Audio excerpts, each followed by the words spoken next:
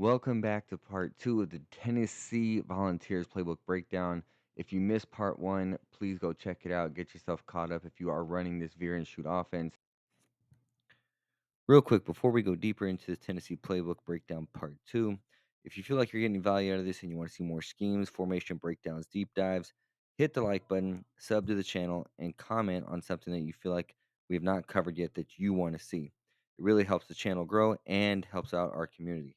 I appreciate you. Let's get back to the video. I actually have a deep dive episode dropping next over the wide offset and why this may be the best formation in the entire playbook. So let's jump right into the bunch quads open. All right, let's jump into the best play in the formation, the QB blast. We talked about this in our five wide receiver set as well. This play is so great in short yardage situations and on the goal line. And here again is if you see any kind of 3-man, 4-man front, even 5 if you have a linebacker in, this is going to work because of the double team of the linemen, and you're almost guaranteed to get anywhere from 2 to 5 yards. Here they got 6 people in the box, and because of the angles here, we're able to take this for a 25-yard run up the middle. Show this one more time here. And, you can pick and choose the hole too. Users may try and shoot that gap in the middle. So that's going to be the QB blast. Again, great play. Again, don't reveal it too much, but the good thing is you have it out of the 5 wide receiver look as well. And that will be good because they won't be able to key in on a one formation. So here we're looking at the halfback screen. If you notice, we got 4 people out here to the right, and your running back's going to be the read. You have this quick slant on the left. If you want to look at the quick slant, we'll watch the linebacker underneath. But if you have numbers to the right, the throw will always be to the right. You have numbers, and we're going to take it out here and get 10 yards. This is also another great goal line play because it forces them to match the defenders out there. Here we have 4 on 2 to the outside, so that will be guaranteed the read. And here we're going to go 30 yards, 29 yards, almost touchdown. Here's the backside slant, and you see there's no press coverage. So here on the quick slant part of it, you could throw it quick, especially if there's no coverage. Our guy just dropped the ball. So we've shown how the screen works with the numbers to the right. Now you have the slant here on the left. If he doesn't get open, you can run around here with your quarterback and take your nice 15 to 20 yard run. But let's just say it's here. There's going to be a little pocket here to possession catch it there. They actually had help underneath, so we held the ball longer. You don't want that on screen plays typically, but here should be a play. There's the open space to hit that quick slant. And usually the reason why I say it's going to be open is if you've hit them with QB blast or this screen where these numbers are to the right, they're not thinking you're going to hit the solo side receiver here on this backside. So again, another great play for the goal line. Complement this with QB blast. Let's go into the next play here. We're going to you have QB, you have RPO Q screen draw. Again, very similar with the numbers, but it will be a slower developing quarterback run is my only knock against it. But again, another goal line play. But probably the best passing play here is going to be bunch trail. If you see no help on this solo side receiver, this comeback is going to win every single time. All right, here, look again. We've shown you how the comeback works if there's no help over there. Now we'll divert our attention here to the right side. If nobody's going to take that smoke screen from the running back, we will throw it to him and get whatever short yardage we can get. Here's other stuff. You have this drag coming underneath. That's going to be easy. Then we have A here.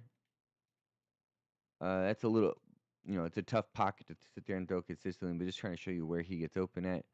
If we get the time, you can hit him back here, right in this little angle, and then I usually like to click on it and come back. And here's the situation I'm talking about with a 3-man rush, is it makes it really easy to step up in the pocket and take some yards. So that's going to be the bunch trail play. And then you also have all go. All go is it's just your straight vertical play. Y, A are kind of going to be the reads. B on the smoke screen. And again, 3-man rush. What do? We look up, we find the lanes to run up, and of course the computer stops us there. But that's going to be your read there. Again, they leave these underneath to our running back. We will take whatever short yardage they want to give us.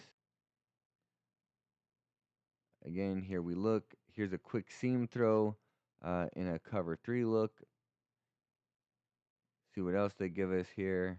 Oh, there we threw it over the middle linebacker to across the middle of the field. Again, RBX. Now, if they're going to press no help over the top, then you'll have maybe those guys for deep plays down the field. But that's really not going to be the read here. Again, step up in the pocket, and we get our free yards. So that's going to be how the all-go play works.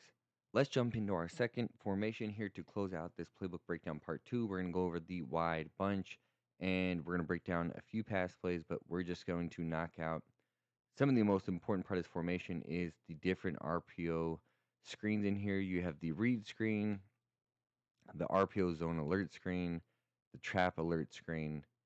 So we're just going to show these real quick.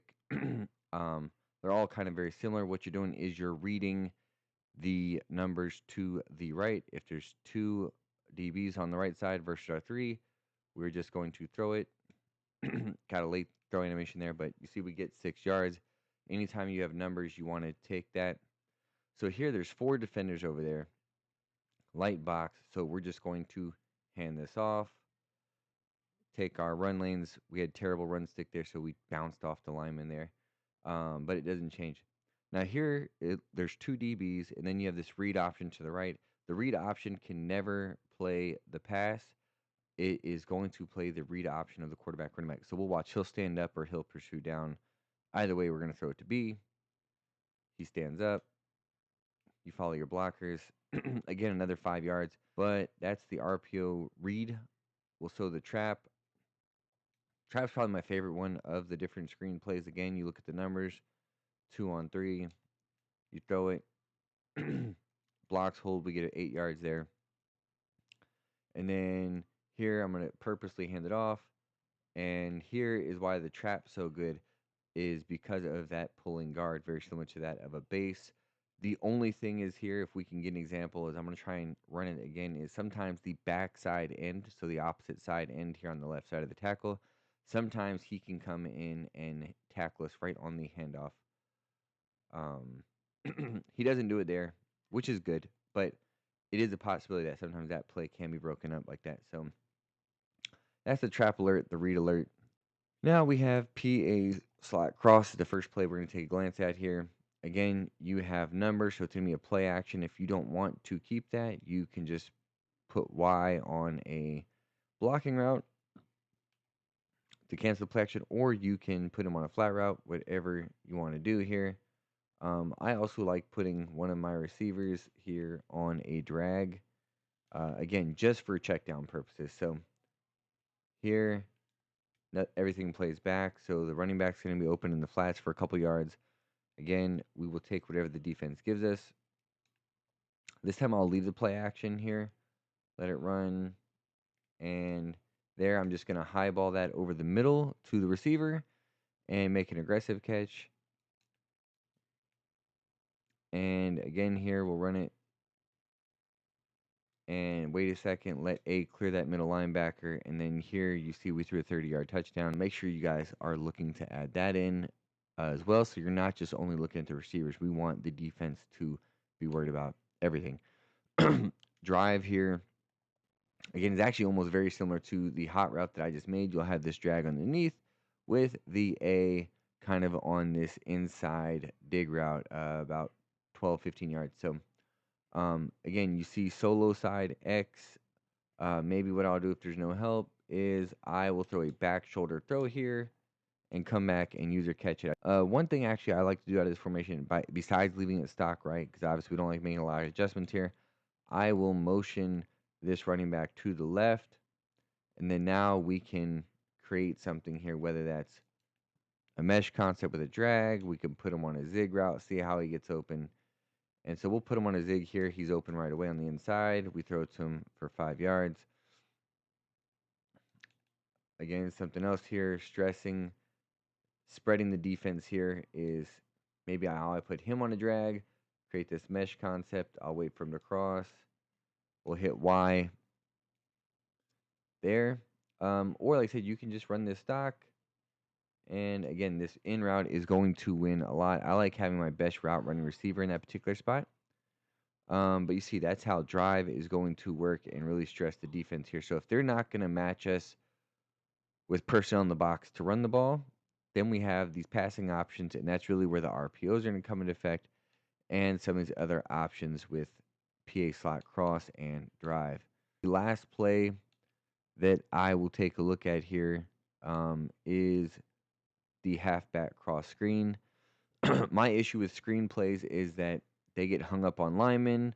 I don't talk about your running back, or because of the mush in the middle, is that sometimes your running back just doesn't catch the ball. So here we'll take a look here if he gets through, and if he does, it is very good. Halfback cross screen, I think, is the second best screen in the game, besides the halfback angle screen out of trips halfback weak.